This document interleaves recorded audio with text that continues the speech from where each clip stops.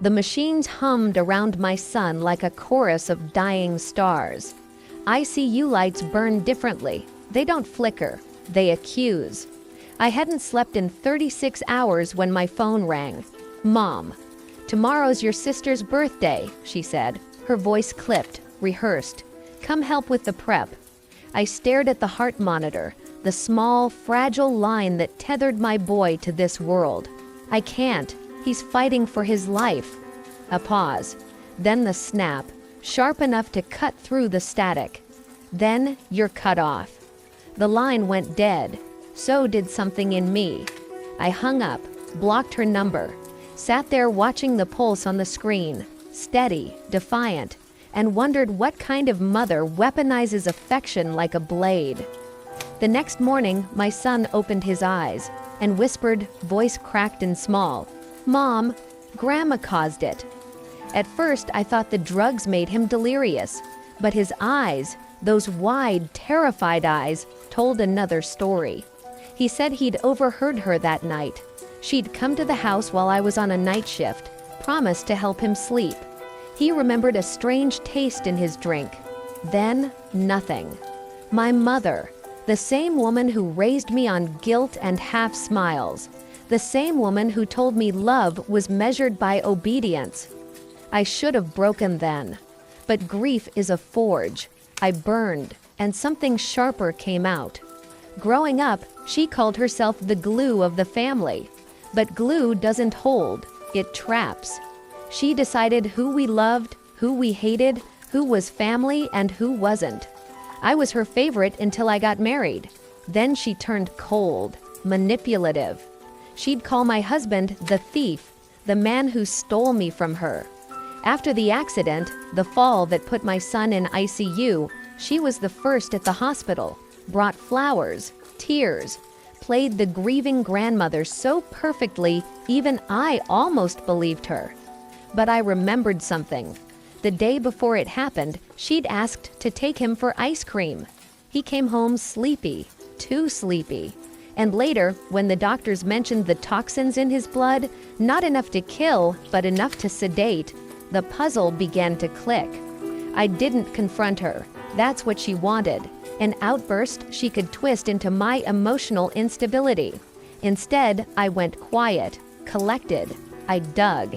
Bank records, security footage, her emails. She never changed her passwords, too arrogant for that. That's how I found it. An insurance policy, on my son's life, filed under her name. 2 weeks before the accident. I read it twice, my hands shaking, then steadying. She'd listed herself as guardian, beneficiary. The signature was forged, mine, traced with uncanny precision. That's when I stopped being her daughter. The next phase was patience. I transferred my son to another hospital, under a different name, different doctor. Then I called her, unblocked the number. "Mom," I said softly, "I'm sorry, I overreacted." The silence on the other end was sweet, calculating. Then her sigh. "Oh, honey, you always do." I let her think she'd won. I invited her to dinner. She came dressed in white, always the martyr. I cooked her favorite meal, poured her favorite wine. We sat, smiling like nothing had happened. Halfway through, I said casually, "The police called. They found something interesting in the insurance records." Her fork froze. "Someone forged my signature," I continued, swirling my wine. "They're investigating for fraud and attempted homicide." Her breath hitched, subtle, almost imperceptible, but I'd learned to read her tells. "I'm sure it's just a mistake," I added. "They'll probably want to ask you a few questions." She dropped the glass, didn't even flinch when it shattered. Her eyes darted, the way prey scans for escape. That's when I set the final trap. I'd already sent the evidence to the police from an anonymous tip line. The policy, the forged forms, the bottle she left at my house. I'd kept it, hidden, sealed. They raided her home 2 days later, found sedatives, handwritten notes, copies of signatures. They called it premedicated endangerment. I called it justice with a pulse. She tried to reach me afterward. Letters from county jail, begging, pleading, blaming her fragile mental state. I never opened them. Last week, I stood by my son's hospital bed. He's walking again now, slowly. When he asked if Grandma would ever come home, I told him the truth. No, sweetheart.